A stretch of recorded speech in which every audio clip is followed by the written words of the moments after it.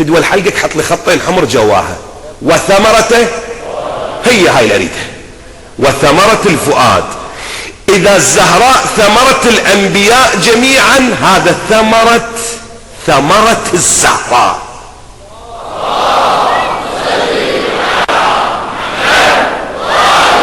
هذا هواي يراد لنظرة تأمل.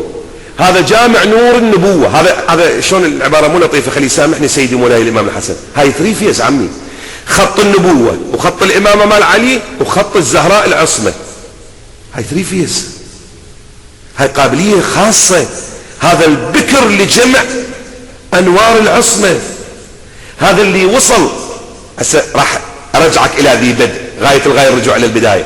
لما تمشط الزهراء وتخشى أن تسقط شعره حتى لا يهتز العرش، هي لا تتعامل مع الحسين على أنه ولدها، مثل تعامل الإمام علي بن أبي طالب في سنة 37 هجريا، حينما يقول العباس عليه السلام بعمر 12 سنة 13 سنة، يقول أبويا شو 3 معارك تطلعني، 3 أيام صار أشارك من باب اللطيفة، 3 أيام تطلعني وما طلع الحسن والحسين.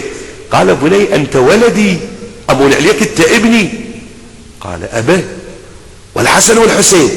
قال هم ولدا رسول الله، لا ما أقدر أمون عليهم بويا ذو الأمانة.